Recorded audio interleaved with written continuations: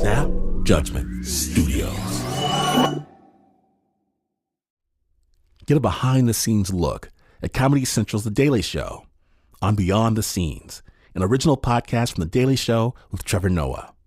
Every week, host Roy Wood Jr. goes deeper with notable guests and experts from the Emmy Award-winning series, and together they use comedy to tackle current topics, from gentrification to gun laws, and take a closer look at how and why these topics matter. Listen to Beyond the Scenes from The Daily Show with Trevor Noah on the iHeartRadio app, Apple Podcast, or wherever you get your podcasts. New episodes every Tuesday. Snap.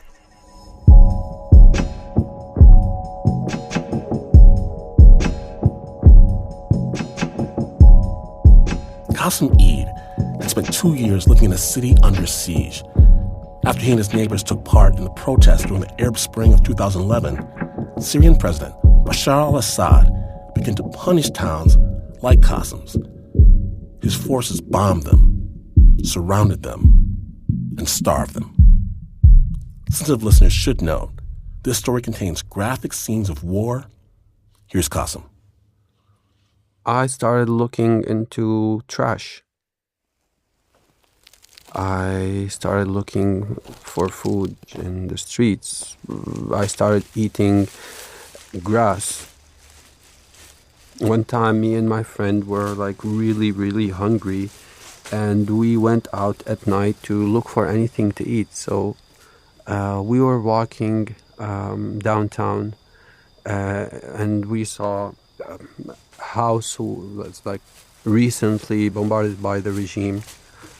And there was only like few walls standing. And I don't know how I saw a jar in the rubble. And inside that jar, there was almost like a handful of jam, pumpkin jam. And it had a very thick layer of dirt and like rotten stuff. It was like something you will see in normal days and perhaps make you throw up.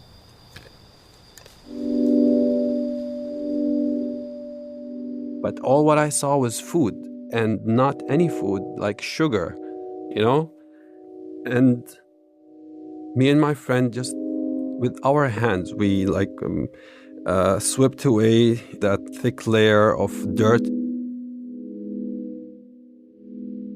Then we started like just with our fingers, just eating this rotten, dirty pumpkin jam. And I think, I don't know what happened to us, but somehow we felt like we got high. We got like stoned or something. Like it felt so good. Like it was perhaps the most delicious dessert I ever had in my life. Thousands of Syrians have lost their lives in the conflict between forces loyal to President Bashar al-Assad and fighters opposed to his rule. An end to the conflict still doesn't seem to be in sight. Everyone who wants to really know what happened in Syria must understand that when the revolution happened, we had nothing to lose. It came after more than 4 decades of living under tyranny and injustice and a lousy economy. Where protests erupted in March 2011, anti-Assad demonstrations broke out in other towns and cities. The government quickly turned to military force to crush the protests. All of a sudden, it was less like public unrest and more like civil war.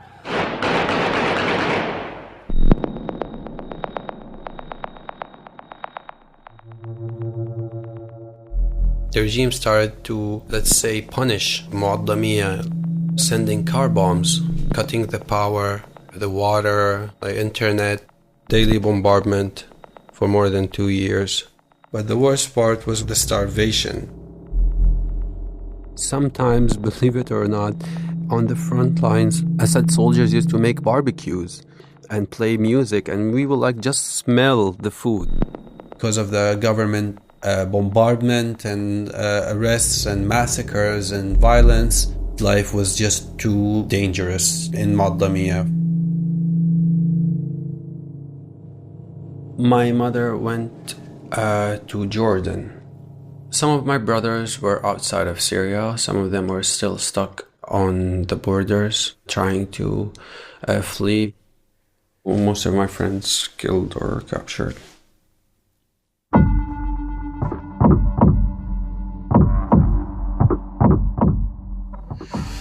The reasons that made me protest and become a rebel.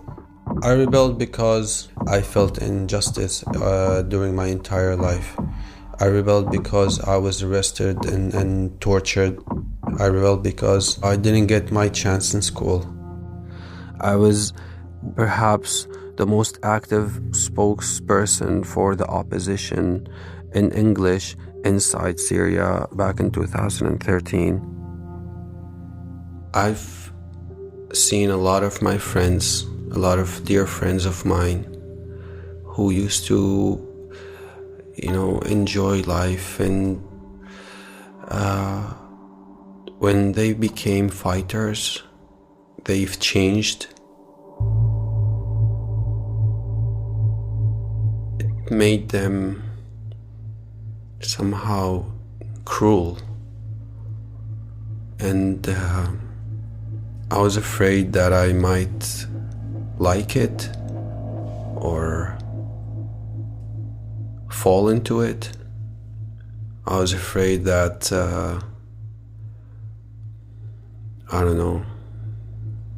I will get used to it.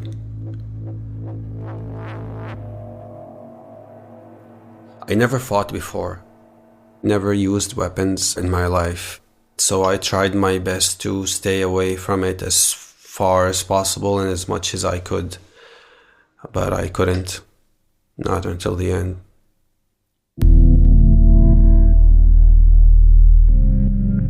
Money became useless. Like, there's nothing to buy. I remember I used to see children playing during the day while the bombardment is very, very strong. I used to go and beg them, please go to your home, you might get killed. And they just ignore me or tell me just go away, whatever. Then I will yell at them, try to scare them away, and they won't get scared. Then I try to bribe them, give them money, $10.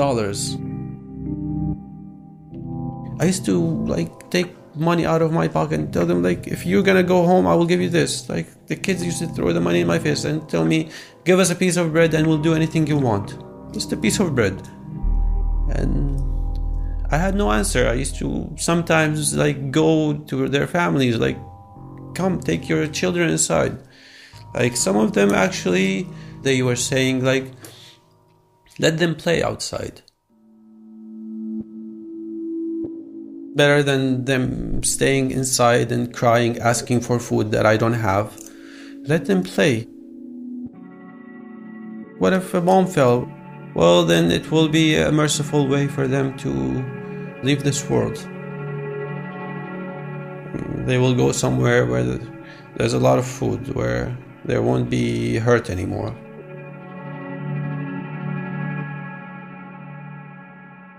So, Muslims, we have 5 prayers a day. I remember one time when it was time for the early morning prayer, I just pulled my head off the bed, walked a few steps, and out of nowhere I started hearing really terrifying sirens, alarms coming from Damascus. And that was the very first time I hear this sound in the revolution. I was like, what's going on? What's that? So I got close to the window. After 2 years of living under bombardment and siege, you get to know what kind of weapon the regime is using right now. You can tell, yeah, it's a tank, it's artillery, it's a mortar, it's whatever, it's a missile. But that was the very first time I hear this sound.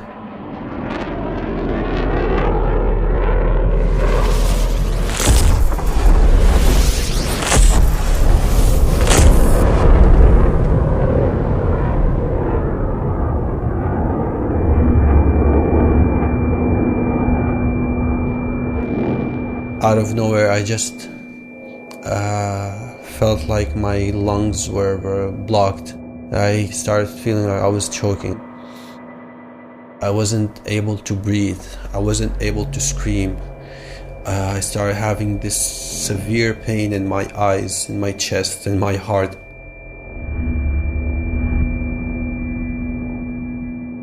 I didn't know if I was dreaming or if this is real. I didn't know. I didn't know. So my reaction was to beat my chest with my hand, with my fist, and try as much as I can with all the strength that I had just to breathe, just to try to take a single breath. And it was so painful. I took the first breath and I started screaming like I don't know what, trying to wake up my friends. And then I ran to the bathroom and started washing my eyes with water, with my face, splashing it all over, trying to take some of that pain, the burning pain from my eyes, trying to wake up. My friends started waking up, coughing, struggling to breathe. The neighbors started screaming. We didn't know what to do. We started putting our pants on and I don't know, a t-shirt, something, looking for our keys. I don't know, just trying to leave as fast as possible. Then I got to the street, and my God,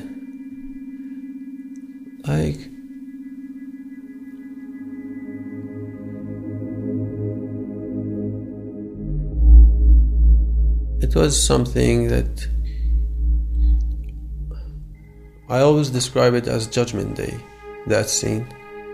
You know, we read about it in the Bible or Quran, that how people will be so shocked, so afraid when they wake up from the dead.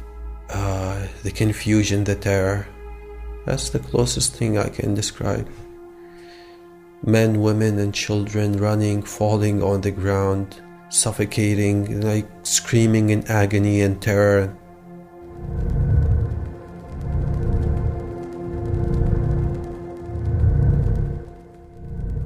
I saw a little boy to my left, his face down. He was choking. Nobody was there. So I ran to try to see if I can help him or something. I turned him around, put him on his back, and I will never ever forget the look on that little boy's face.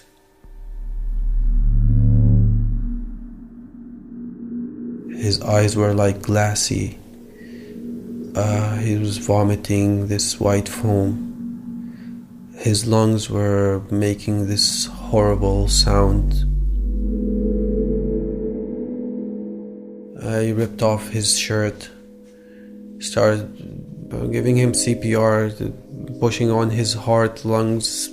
I started taking that white foam out of his mouth, first with my fingers, then with my mouth, and spit it away. And I started screaming and crying like a widow. I stayed with him for almost a minute before my friend Alamdar got his car. He had an old white Range Rover. It was packed with children and maybe two ladies. All of them were suffocating. You can just see arms and legs.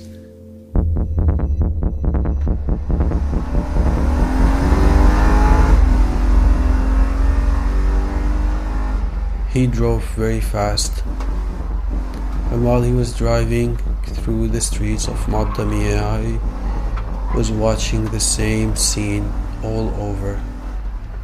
People running, falling on the ground.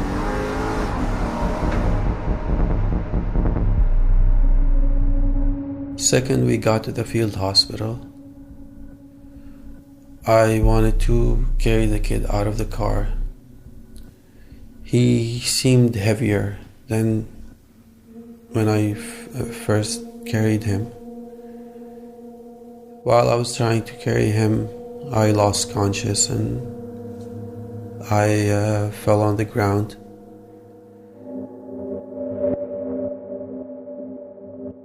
They said that the doctors gave me atropine CPR, washed my body, but my heart stopped. They checked my pulse, there was no pulse. They moved on. They had more than 600, maybe 700 people. There were people helping them to put the dead bodies on the side, put people who have a chance to live on the other side. Yeah, they thought I was dead.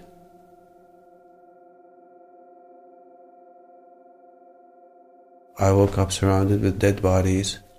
Took me a few minutes to remember where am I and what happened. Minutes later, my friends came. They noticed somehow I was moving or trying to move or I don't know what. And they called on the doctors again. They came, they gave me, I don't know, 3, maybe 4 shots of atropine, a lot of CPR, washed my body until I woke up. Yeah.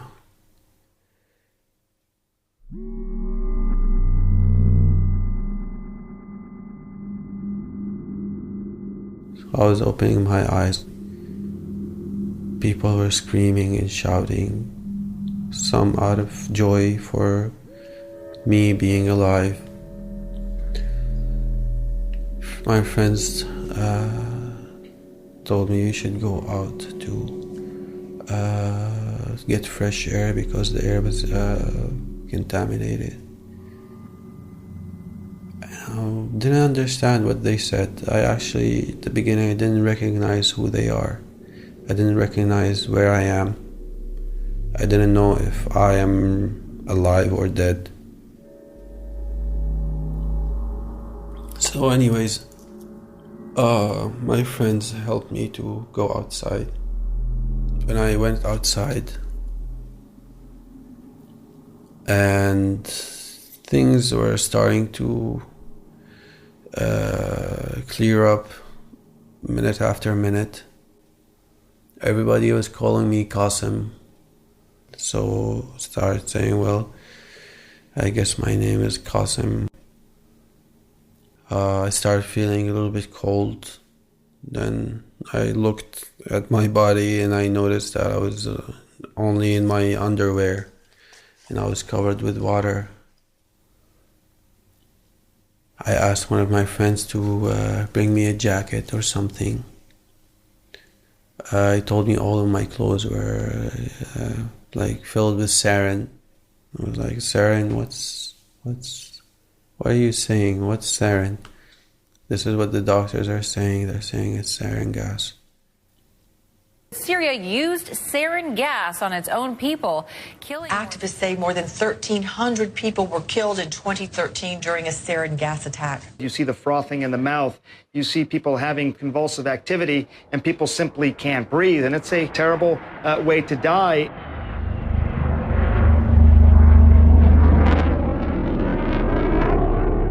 While my friend was coming back to get me my jacket, I heard a big explosion. Then another, then the earth literally started shaking under my feet. People started screaming, Assad is bombing, run, hide. I saw young men carrying AKs, running and screaming, go to the front lines if you can fight, the government forces are trying to invade.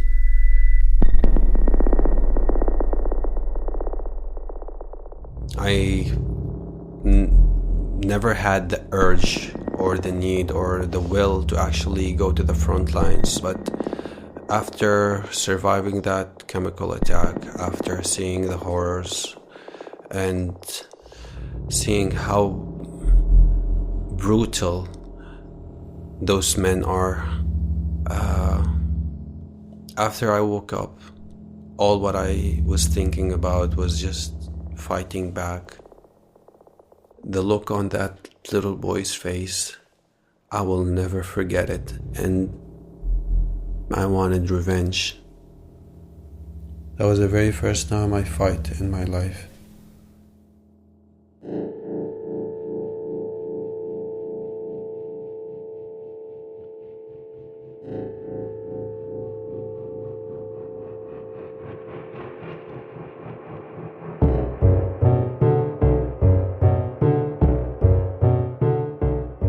When Snap Judgment returns, Kassem heads to the front lines. Stay tuned.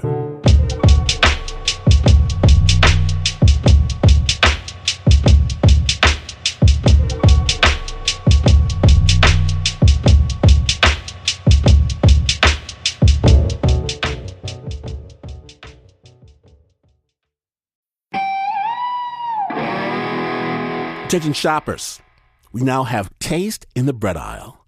Dave's Killer Bread, that's right. An organic bread that's no longer a sedative for your taste buds. Dave's Killer Bread is on a mission to make the most of the loaf, to rid the world of GMOs, high fructose corn syrup, and artificial ingredients, and plant the seeds of good in all that they bake. Killer taste, killer texture, always organic. Dave's Killer Bread. Bread amplified.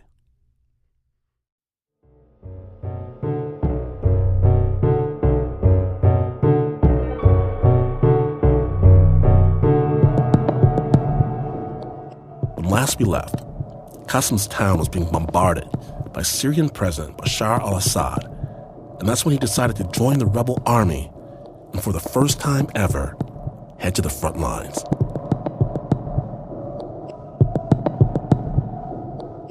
There was like 20 young men. They were all trying to load their AKs. They were arguing about how they should use the ammunition because we had no ammunition, nothing, like a couple of hand grenades and I don't know, maybe 2,000-3,000 rounds for more than 20 fighters. So the FSA, the Free Syrian Army leader, he gave me an AK and 2 clips and a hand grenade and sneakers because I was barefoot too.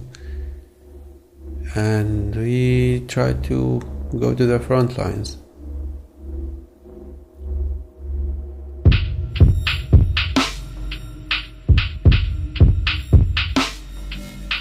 We ran outside, bombs were falling, tanks were roaring, like I said. 3, maybe 4 of the guys who were with us died just while we were trying to cross the streets, like mortars fell off the sky and they were shred to pieces. We got to the front lines. I saw the tanks. I saw Assad troops wearing like chemical gear protection. Like they were wearing masks and gloves. Yeah, I was stationed to cover a corner with another guy. Yeah, and my job was just to make sure if I see a soldier trying to cross the street to shoot at him. So it's very hard to see.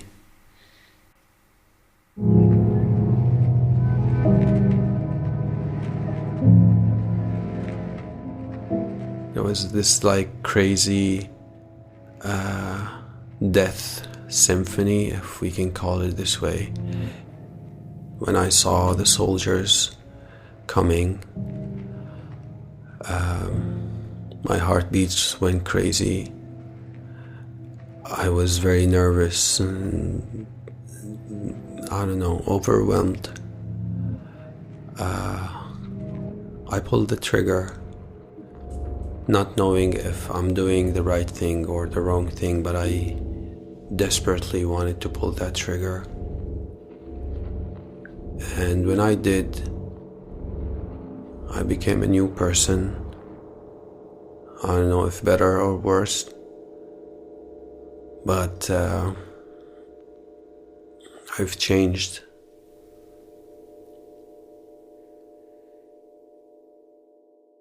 I remember I was very sad after surviving the chemical attack.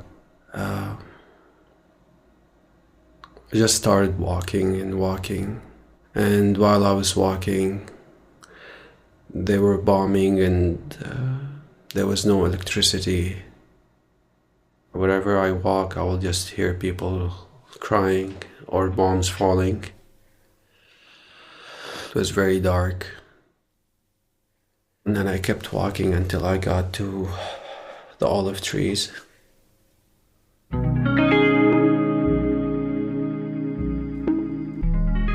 I started to remember my childhood and all the good times that we spent here. I felt like hugging someone. There was nobody. So I looked around and I hugged an olive tree. I don't know. It gave me some kind of comfort. The wind started blowing and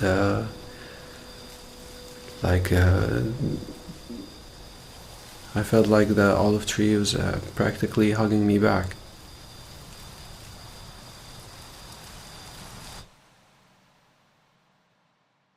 I will tell you a story. One time, a month or two after the chemical attack, I was walking in the street in Maddamia, and I heard a plane roaring, and I just looked up the sky. I saw a fireball like a few meters away from me. In front of me there was a little girl with her family. They were walking. The missile exploded and they literally vanished. All I can see is smoke and this really awful scent of burned flesh. And I saw blood on my hands, blood on my face, on my t-shirt, and I thought that I was hit, but I wasn't even scratched. I wanted to take off my clothes and wash my body. I don't know, and end my life. I just couldn't take it. I was shocked. I was so angry. I ran back home. I took my rifle. I started running. I was running non-stop like Forrest Gump. People were asking me, where am I going? I didn't answer. I didn't talk to anyone. And I got to the front lines in the northern part of the town, where on the other side, a couple of 100 meters away, there's an officer residence where Assad officers and their families and their mercenaries live there. It was a very reckless place to be. And I went up in a building, like destroyed building, second or third floor. And I put the scoop and I started searching for someone to kill.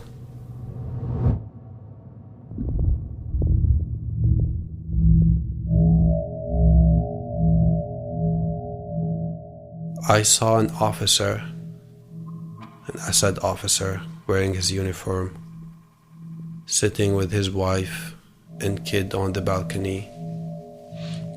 He was wearing the military uniform. She was holding like papers in her hands. She looked like a school teacher.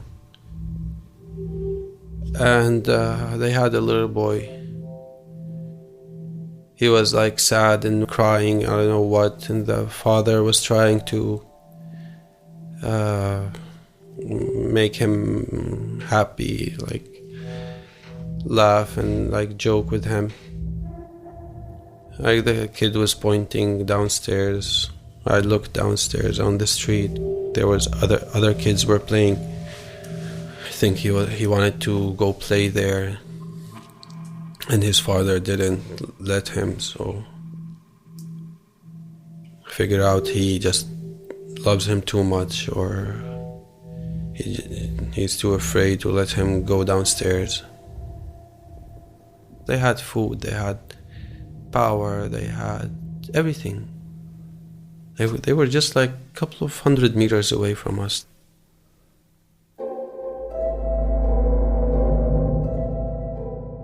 And I kept looking at the father, at the officer. And at that moment, I just saw him as a father. I didn't see him as a soldier who helps a dictator kill his own people. And I had this argument in my head. Should I take the shot or not?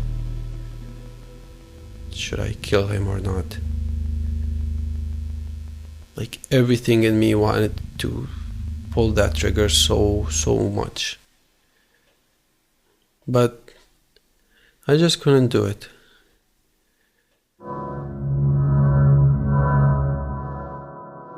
Not in front of his wife, not in front of his kid.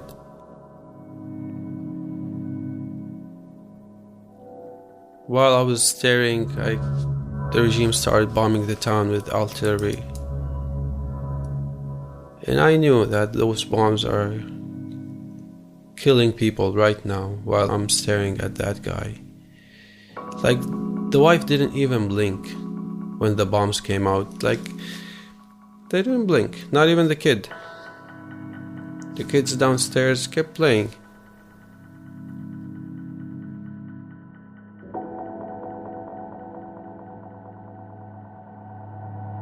I didn't pull the trigger.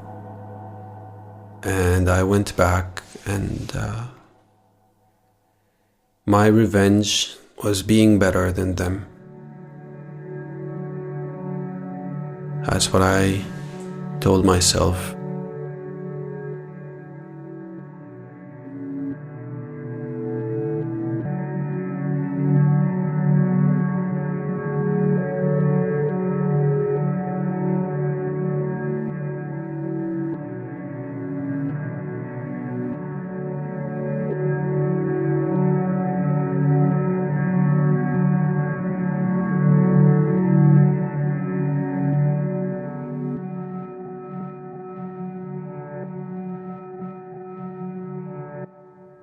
Thanks so much to Kassem Eid for sharing his story with The Snap.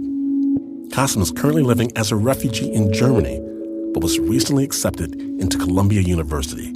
Super congratulations. And check out his book, My Country. It's out now. With a link to the book and his social media at snapjudgment.org. Original score for that story was by Leon Morimoto. It was produced by Liz Mack.